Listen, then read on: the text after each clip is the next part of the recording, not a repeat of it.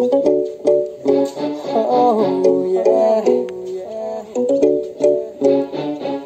Oh boy, nungsiba nangondani aina hairisi nangina dauda ngore aigi panglaba tumoise. Oh girl, nungsibi nangondani aina hairisi su nangi mitina nangi minogna pungaw ngawale. Kalapa phonu hairisi ngunda nangonda apanda utlaroi kanbasi ngunda nasanda.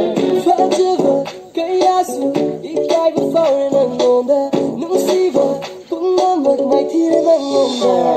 Yare yare Ampedin na kaluda Hamasidin na laukoda Ampedin na kaluda Hamasidin na laukoda. Oh yeah.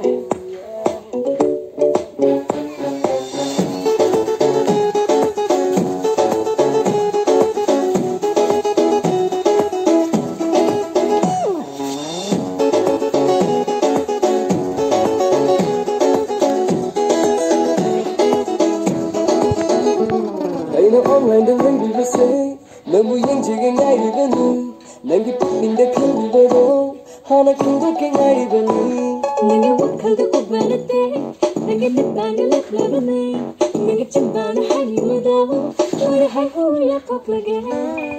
Nangu si hana sat sat hairaga Kuna reply ngai ba aidi ngamaro Hanu tanda hayo kido girango Aina nangi nindu sungkai kai hello.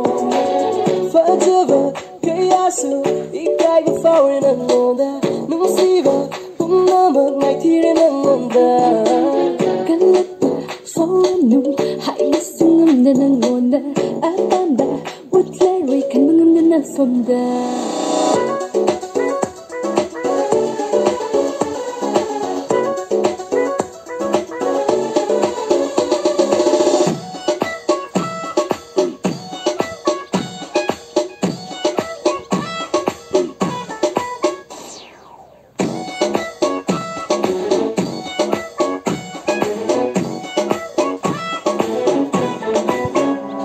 Mina itung di inagase Nang uying ilang libanane Mina nungsi halang nagase Nang batapang ang labarane.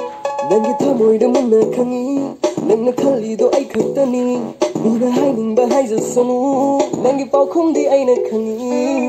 Nangna haiba aina luna yarini Tanjakana hayo nungsi nungsina. Mamalayna hai khanbari aina Nangi nungsi soidan hai nasiri. Kalapa phonu hairisi ngunda nangonda apanda utlaroi kanbasi ngunda nasanda. Fajava kayasu ikaiba faure nangonda Nungsiba pungamak maitira nangonda. Yare yare Amakani muni kalona Yare yare Thamushidi loina laukoda.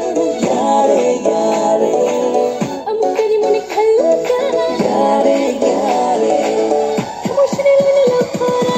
Yare yare Amukadi mana kaluda yare yare Hamusidi lana laukoda yare yare Amukadi mana kaluda yare.